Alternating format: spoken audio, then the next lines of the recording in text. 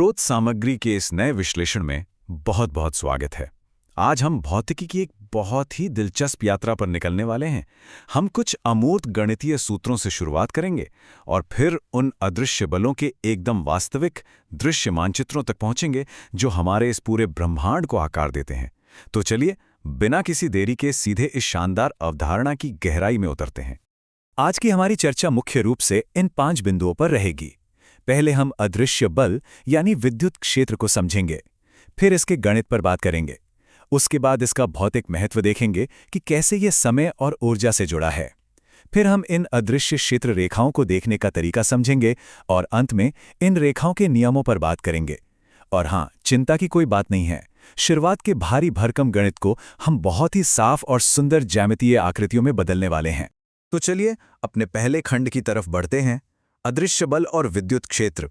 यहाँ हम अपनी इस बुनियादी समझ को चुनौती देंगे कि कैसे दो वस्तुएं एक दूसरे को छुए बिना काफी दूरी से भी एक दूसरे पर असर डाल सकती हैं। स्रोत सामग्री शुरुआत में ही एक बहुत ही विचारोत्तेजक सवाल सामने रखती है।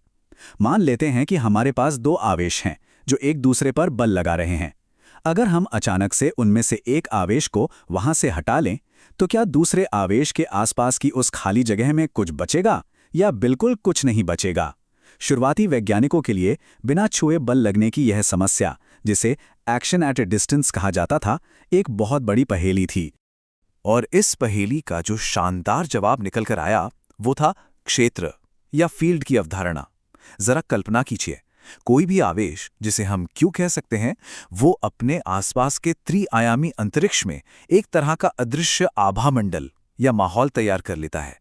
जब भी कोई दूसरा आवेश इस माहौल में प्रवेश करता है तो ये क्षेत्र उस पर बल लगाता है। यानी ये कोई सीधा संपर्क नहीं है, बल्कि ये वो अदृश्य माध्यम है जिसके जरिए बल अपना काम करता है। अब इस अदृश्य आभामंडल को सिर्फ ख्यालों में तो नहीं रखा जा सकता। इसे समझने के लिए कुछ पक्के गणितीय नियम भी चाहिए। तो चलिए दूसरे खंड पर नजर डालते हैं, जहां हम विद्युत क्षेत्र के गणित को डीकोड करेंगे। तो विद्युत क्षेत्र या इलेक्ट्रिक फील्ड असल में है क्या?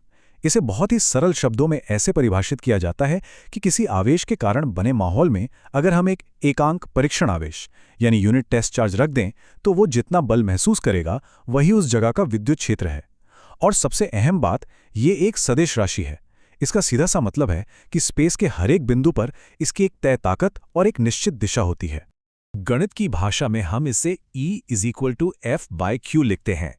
यहाँ जो F है वो उस छोटे से परीक्षण आवेश Q पर लगने वाला बल है। अब क्योंकि बल को न्यूटन में नापा जाता है और आवेश को कूलम में, तो विद्युत क्षेत्र का जो मानक SI मात्रक बनता है वो है न्यूटन प्रति कूलम या N/C। ये वाकई एक बहुत ही सीधा और सरल अनुपात है। लेकिन यहाँ एक बहुत ही दिलचस्प पेंच है। ये जो परीक्षण आवेश Q है ना, इसे एकदम सूक्ष्म होना चाहिए, लगभग 0 के बराबर। ऐसा क्यों? स्रोत सामग्री बताती है कि यह एक बहुत ही जरूरी व्यावहारिक उपाय है।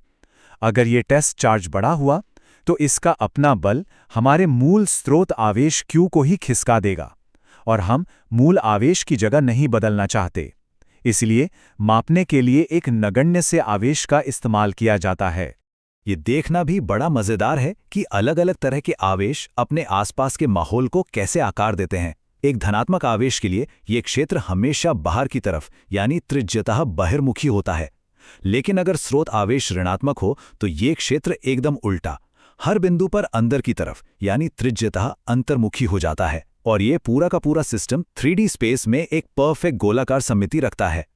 अब आते हैं इस चर्चा के तीसरे और शायद सबसे रोमांचक हिस्से पर, जहां ये सारे फॉर्मूले एक असल भौतिक सच्चाई में बदल जाते हैं।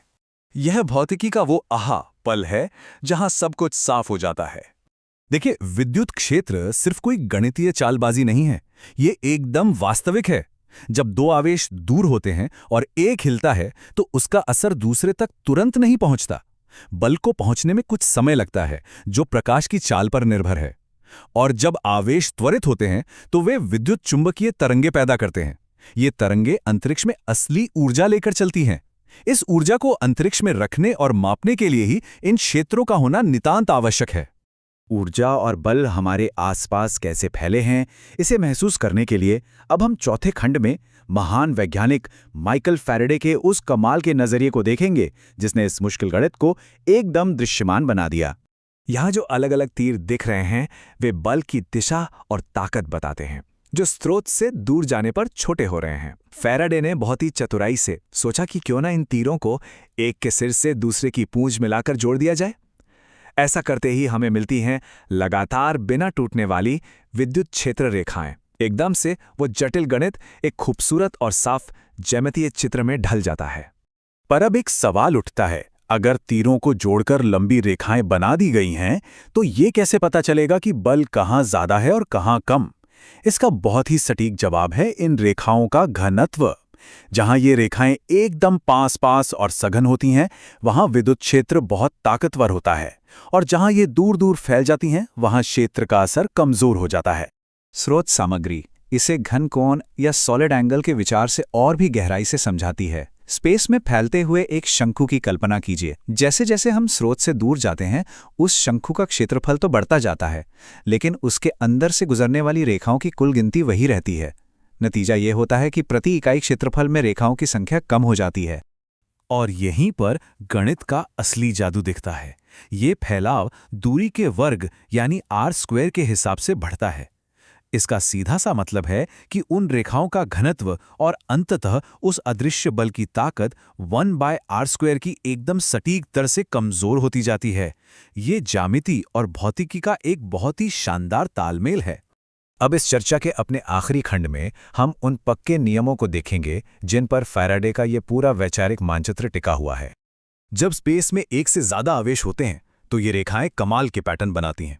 अगर दो एक जैसे धनात्मक आवेश हों तो वे एक दूसरे को धकेलते हैं और उनकी रेखाएं दूर मुड़ जाती हैं। वहीं अगर एक धनात्मक और एक ऋणात्मक आवेश हो, जिसे द्विध्रुव कहते हैं, तो उनके बीच की रेखाएं खिंचाव और आकर्षण का एक बहुत ही सजीव नजारा पेश करती हैं।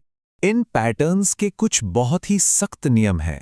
पहला नियम, क्षेत्र रेखाएं हमेशा धनावेश से शुरू होकर ऋणावेश पर खत्म होती हैं। अगर सिर्फ एक ही आवेश है तो वे सीधे अनंत तक चली जाती हैं। दूसरा नियम, स्पेस के उन हिस्सों में जहां कोई आवेश नहीं है, ये रेखाएं हमेशा बिना टूटे लगातार चलती हैं, वे बीच में अचानक से गायब नहीं हो सकती। तीसरा नियम पूरी तरह से तार्किक है। कोई भी दो क्षेत्र रेखाएं एक दूसरे को कभी नहीं काट सकती।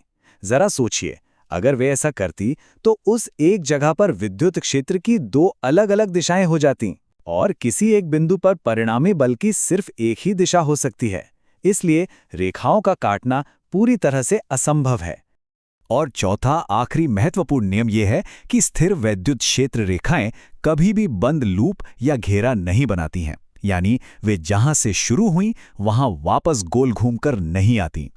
ये इस बात का पक्का सबूत है कि स्थिर वैद्युत बल प्रकृति में संरक्षी या कंजर्वेटिव होते हैं, जो भौतिकी का एक बहुत ही बुनियादी और अहम सिद्धांत है।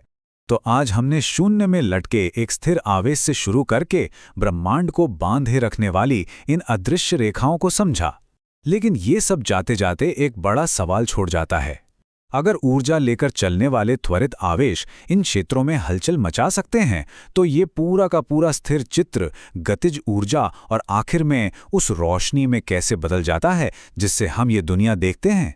ये सोचने के लिए वाकई एक बहुत ही रोमांचक विचार है, और यकीनन विद्युत चुंबकत्व की इस यात्रा का अगला पड़ाव भी। इस विश्लेषण में साथ बने रहने के लिए बहुत बहुत धन्यवाद।